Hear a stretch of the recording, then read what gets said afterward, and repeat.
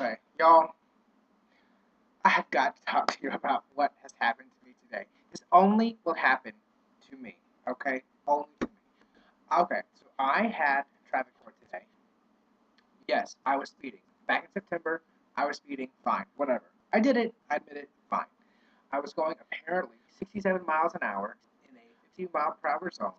The officer wrote me up for 59. That was the lowest he gave me. He was real nice about it. I mean, it seemed as if he didn't want to actually give me a ticket.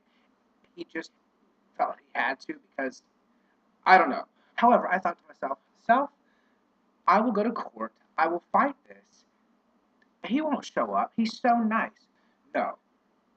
This guy, not only did this officer show up, he was the only officer to show up at traffic court today.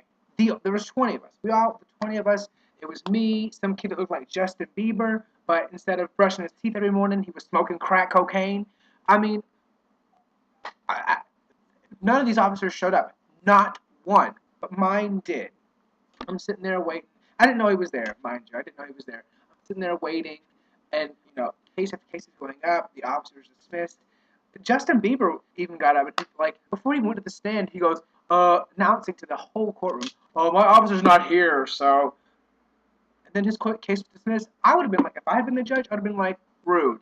$200 for being rude in my courtroom. That's the sentence for being rude. No, he didn't care. The officer wasn't there. It didn't matter. So I'm like, okay, this is good. This is good news. None of the officers are here today. I don't know who this lone random officer is, but not mine. No, he was mine. They called my name, and I walk up to the stand, and all of a sudden, there's an officer next to me.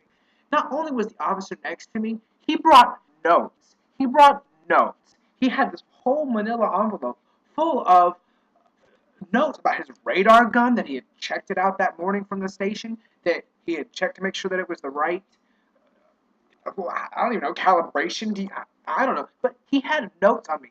The judge was reading out, my sentence, and he said, it says here that you were going 60. Actually, he wrote you for 59, but you were actually going 65. Then the officer, geek in a box, said, "Oh, actually, he wasn't going 65. He was going 67. I'm going to show you the back of my hand, guy. Not only are you already here on your day off to go against a charge for 9 miles over the hour, but then you're going to sit there and correct the judge for 2 miles per hour over? I, I don't even know what to.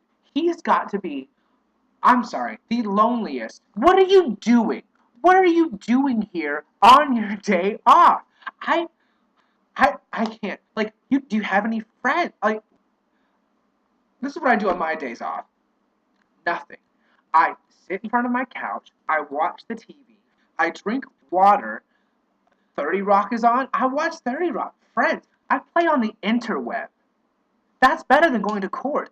This man not only showed up at 11 o'clock, he had to get up early, take a shower, brush his hair, brush his teeth. He had to get in his officer uniform. He had to compile all these extensive notes on how I was going 67 miles per hour.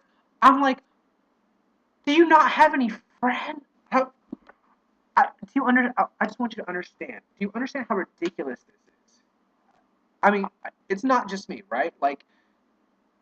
The only officer, Justin Bieber's officer, didn't show up. This crazy lady next to me who was couldn't control her breath, hyperventilating, her officer didn't show up.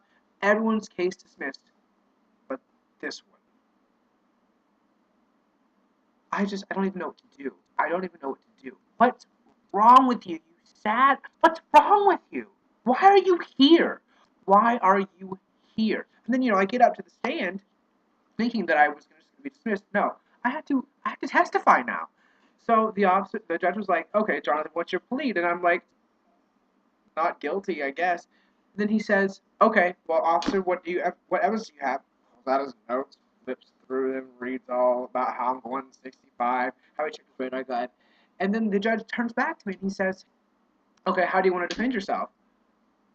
I don't know. I'm expecting the guy not to show up. So I'm like, I don't know. I guess I just, integrity of character. You're under oath and make you raise your right hand and, I swear to tell the whole truth, nothing but the truth, whatever, so help me God. So, like, I don't want to be like, okay, I did kind of lie a little bit. I'm not going to lie to you. I did kind of lie. I was like, I checked my speedometer and I was going 66, but I was like, I don't see how I was going. What am I supposed to do? I'm on the spot here. Anyway, it didn't work. The judge didn't believe me, and now I have to pay $287 by March 4th. Are you kidding? For 9 miles over. And then my next question is this. When you are being the traffic cop and you're on the side of the road, there are other crimes going on. I'm not a criminal here. I'm speeding. People speed all the time. There is someone being burglarized. There's a car being broken into. Somewhere, someone is being pushed down a well. And where are you, Officer Leo, if that's your real name?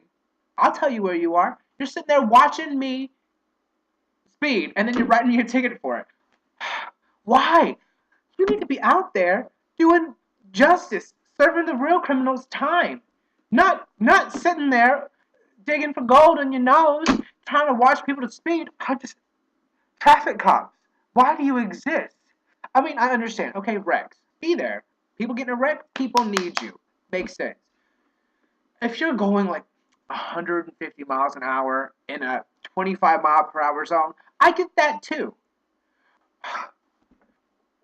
I just, I hate them. I hate traffic popos. I hate them.